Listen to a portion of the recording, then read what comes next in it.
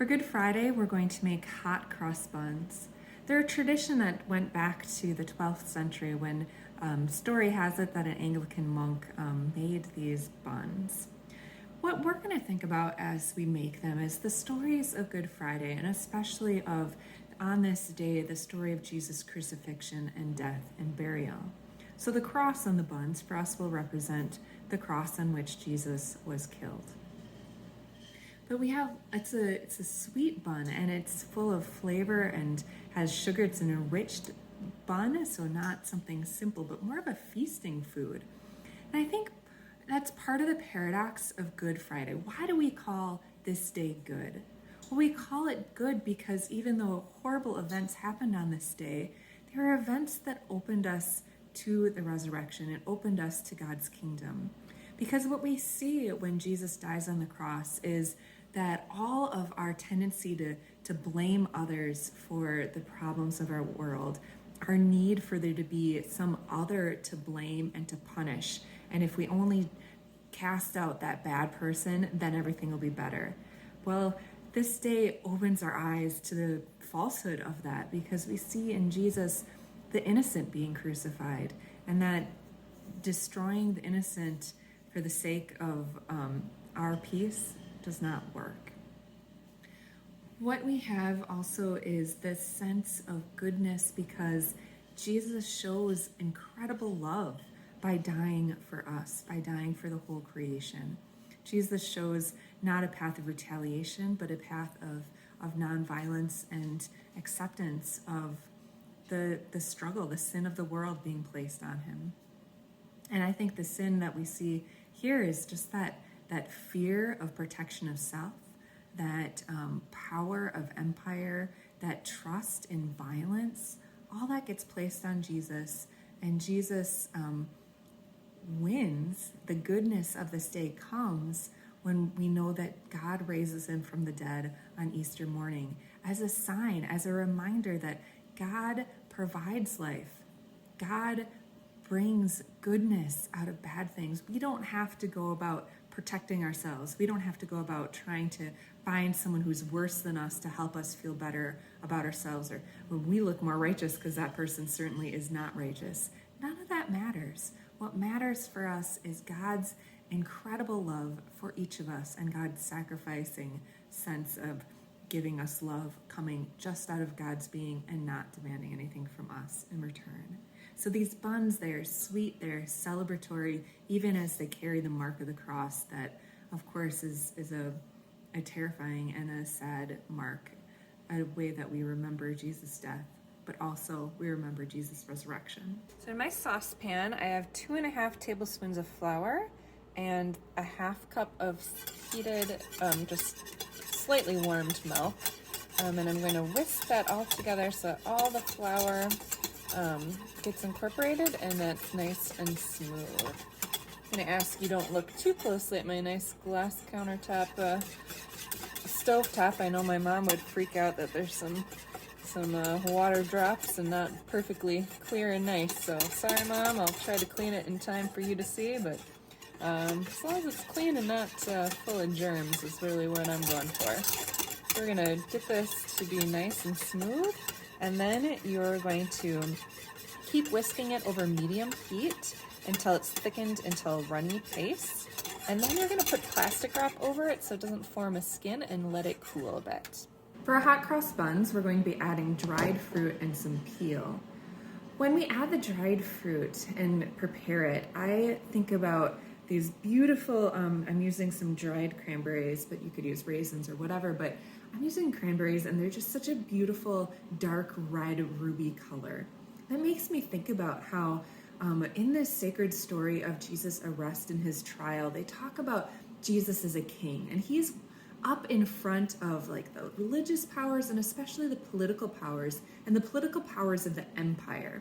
And when you think about that kind of wealth and power, and you think about the symbols of the heads of the empire, the emperor himself, you might think about those crowns and what a crown might look like, and the jewels and wealth that's part of it. And so these cranberries remind me of those jewels in the crown. And Jesus, before Pilate gets asked, about his kingship and where his kingdom comes from. And why, if he's a king, why doesn't he have people fighting and keeping him alive and away from being captured by this oppressive empire? But I think about, what does it mean for Jesus to be king? Because we claim Jesus as Lord and King. And Jesus is the one who rules in an alternative way over our world and over us as Christians. And for Jesus, that ruling is about love instead of oppression. It's about being found in solidarity with those who have lost power, those who are experiencing poverty or being pushed out of community. Jesus, in the cross especially, comes to be present with those who are pushed aside and pushed under.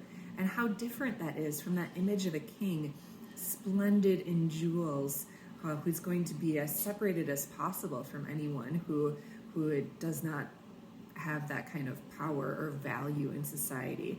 You think about any stories of kings and power. Maybe you've watched Game of Thrones or something, that's really brutal about how people try to seek power and raise themselves up above each other. And Jesus, in this sacred time of these 3 days, we hear how Jesus kneels at the feet of his friends. He's going to be killed on the cross next to 2 criminals, not higher up people that you want to associate with higher up so you get higher up, right? He's going to be found among people who are suffering, found in the experience of rejection, found in the experience of sham trials and the injustice of legal systems. So when we bring forward these jewels of fruit into these cross buns, we remember that Jesus is a different kind of king. Jesus is one who rules with true peace and true love and self-sacrifice so that we might have life and we might live in Jesus' kingdom where all are welcome and all are valued and all have what they need to live. So I invite you can chop up your fruit if you want them a little bit smaller, which I think I'm gonna just do a little rough chop of these cranberries, and they're really sticky, so I don't know if that was the best choice, but I'm gonna chop them up a little bit so we have more of these kind of crown jewels in our cross to remember our different King, Jesus. I'm gonna put them in a bowl.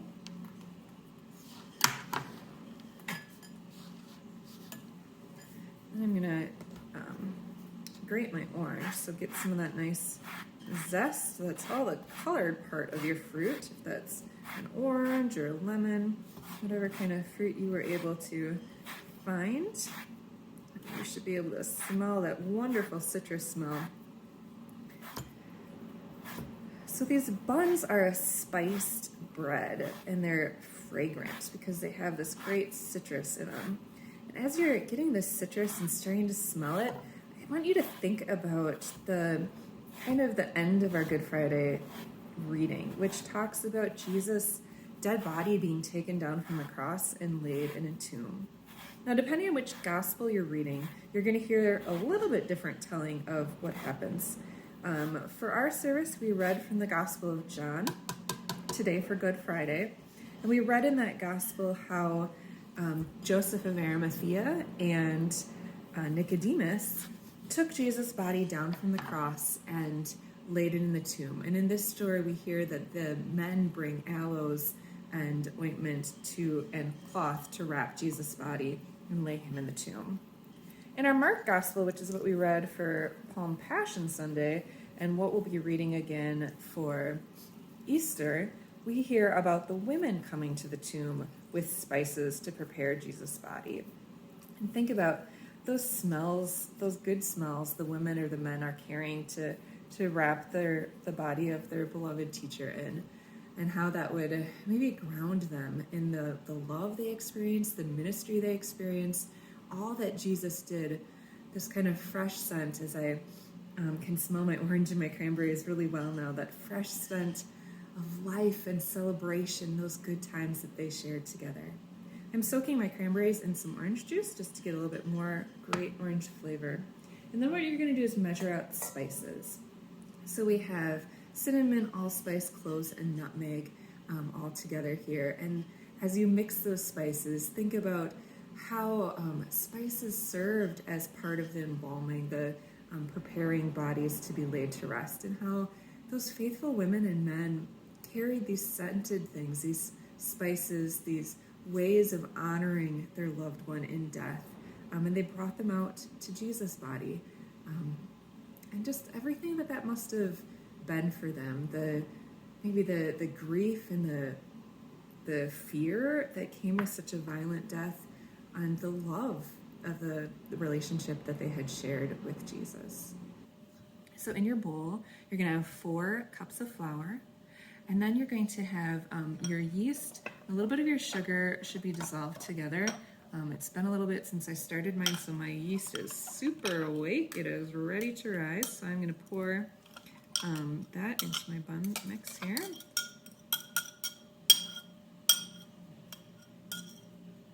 I also then have a 1/2 cup of sugar. Remember, we talked about the sweetness of Good Friday, the sweetness of God's love for us. We're going to have eggs.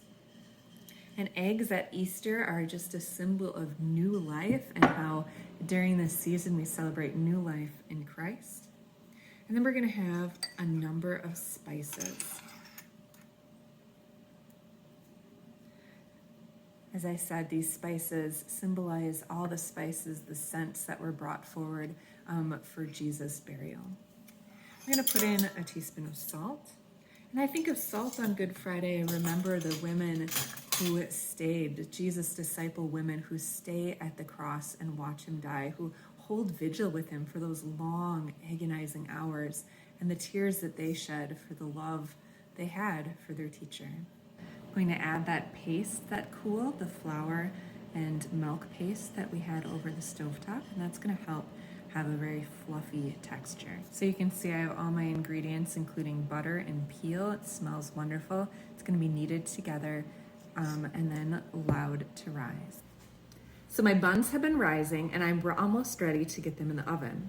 What I'm going to do now is make a paste that's going to make the cross on the top of the bun.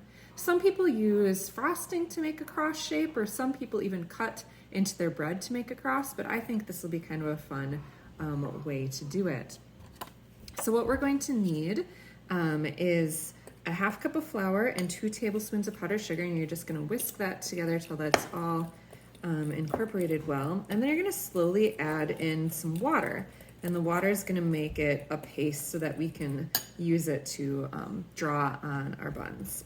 So we often gather as families for Easter. With the virus right now, that maybe is changing for a lot of people. For this year, and especially last year, was a little bit different time.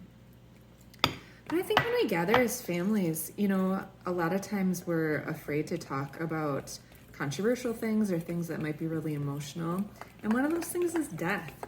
With this Holy Weekend, it's an opportunity for us to think about those kind of difficult topics that we still need to talk about as families. Part of the reason we call Good Friday good is it changes our perception of a lot of these difficult things that all of us are going to face. And that's especially true of death. So when Jesus dies, Jesus enters into a place that maybe we wouldn't think God would be, that God would be among the living and the dead. But that's Jesus' promise as he enters into death. And sometimes we talk in the Apostles' Creed about he descended to the dead or he descended to hell. It's a way to talk about that Jesus has made sure that death and hell aren't places without God, but that God travels there to make sure that we are never alone. And so when we die, we're held in the promise of resurrection that just as Jesus was raised from the dead, we also will be raised from the dead. So as you share these hot crust buns, if you happen to be gathering in a small group, maybe with one other family and one other household in your family, might be an opportunity to talk about what is our hope in Christ and how does that help us talk about death and prepare for death right now. So it's okay to have those conversations about healthcare directives or plans for inheritance or plans for just what your wishes might be for your funeral service and the way that we proclaim the gospel on the occasion of your death. So I really encourage you to use the occasion of the resurrection, use the occasion of Jesus' death to talk in your own family about what death means to you and how your hope in Christ changes your view of what a lot of people try not to talk about or try not to think about. This is an occasion to talk about those hard things with hope. As Christians, we have hope in the resurrection, and so we know that death is hard and it is sad and grief is hard, and yet in the midst of those difficult things, we have hope. And that hope helps us to help prepare our families for the time that we will leave them, and helps to prepare them with hope that they can have hope that in the future we'll be reunited in Christ. We will be brought to new creation and new kingdom, that Christ's resurrection begins. So I'm putting my paste in a plastic bag because I don't have a pastry bag. Probably not the most ecologically friendly to use throwaway plastic stuff. So if you can do something else, I encourage you to do so. So I put my paste in here, and I tried to make it runny enough that I can pipe it, but hopefully not too runny that it'll just slide off my buns. I'm going to snip the tip of my bag here, and that's going to make it possible for me to do some shapes. I'm just going to do a cross on each of the buns. You can see that. And then we will be placing them in the oven and soon enjoying our hot cross buns. So the last thing we need to make is our glaze. So I have apricot jam. We're going to use a 1/4 cup of apricot jam, 1 tablespoon of honey, and 2 teaspoons of vanilla. We're going to heat that up together so it all dissolves and can mix well. And that's going to be brushed on our buns after they come out of the oven. So be sure you're watching your buns and go get them when the timer goes off. Holy Week in the pastor's house, trying to do a million things, and I burned mine, but hopefully yours are good and you can share them with your household and tell the story of Jesus' love and Jesus' death and resurrection for you. God be with you.